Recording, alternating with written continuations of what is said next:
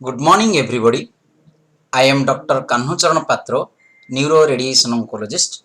Today, I am going to talk about imaging of intracranial primitive neuroectodermal tumors on the part of radiology for radiation oncologists. The primitive neuroectodermal tumors of CNS origin were considered aggressive neoplasm, most frequently in the pediatric population. But this classification no longer does not appears in the WHO current classification in 2021, and this tumor renamed as embryonal tumors with multi-layered rosette, and sometimes it is confused with the peripheral primitive neuroectodermal tumors of CNS origin. So it may most of it is a combination of mostly 15% of all CNS peanuts in the supratentorial region. Pineoblastoma is the most common.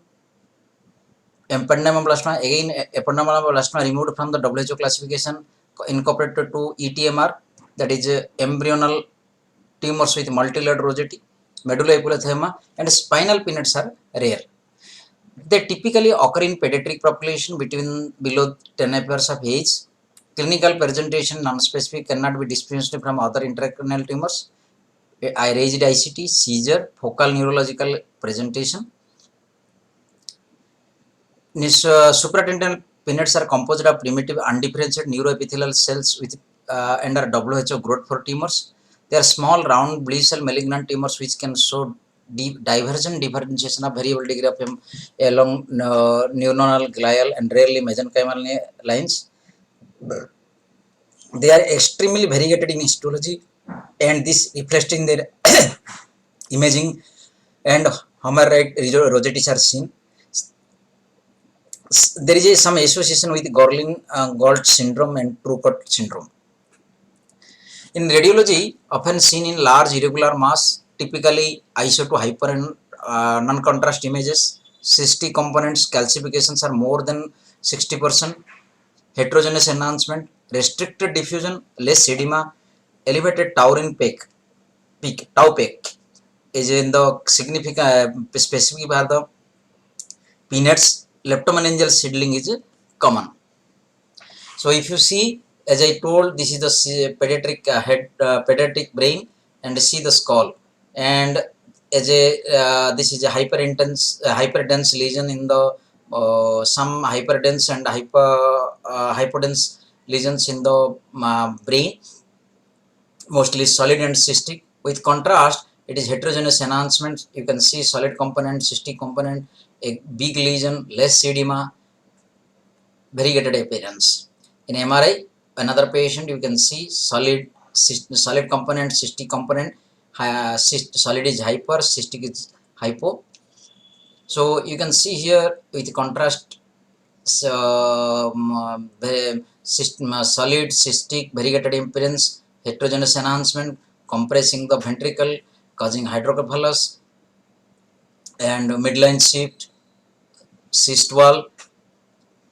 T2 player, you can appreciate the edema here, pathological edema here, and midline shift. Diffusion weighted image, you can see here there is a restriction, so suggestive of high grade malignant neoplasm, and you can see here hyperintense lesion, and correspondingly you can see the hypointense lesion in the MRI ADC.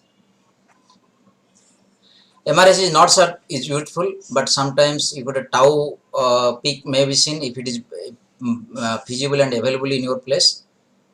Gradient echo to rule out any bleed or calcification. Mostly in bleed, if bleed is there, there will be bloom. That is gradient echo, and mostly differential diagnosis is the primitive primary intracranial peripheral peanuts. Peripheral peanuts are mostly musculoskeletal origin and dural based origin. You can see same characteristic with peripheral location. So there is a difference between CNS peanut and peripheral peanut.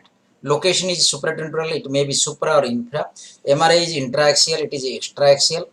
CD19 is negative and CD19 is positive in peripheral peanut. Molecular abnormalities is 11th chromosome abnormality and translocation. Mostly you have to, if there is a CNS central peanut of central origin, then you have to plan for the local and craniospinal irradiation. Peripheral peanuts, you have to go for the local radiotherapy. Chemotherapy is like a medulloblastomas. In peripheral peanuts, you have to treat with chemotherapy like Ewing sarcomas. Another is the differential diagnosis of peripheral peanuts of spinal origin. You can see it is age group infant and children. This is adolescent and young adults. Mostly no predilection, male predominance in the spinal. Mostly occurs throughout the spinal level, but mostly in lumbar peripheral spinal peanut. Mostly intramedullary, and it is mostly extramedullary, like extradural, intradural. Duration is shorter, relatively longer in the symptoms in peripheral spinal peanut, because it is intramedullary, it is extramedullary. Metastasis more common within the CNS, it is less common. Site of metastasis mostly within the CNS is the extra CNS metastasis. CD99 is absent in central, peripheral it is present. 11th chromosome translocation present in CNS peanut, and peripheral peanut it is present. So thank you very much. This is all about the primitive neuroectodermal tumor of the central origin, and there is a differentiation where we have to differentiate between the peripheral neuro peanuts. So peripheral peanuts are mostly from the musculoskeletal origin. We have to differentiate. Thank you very much for watching.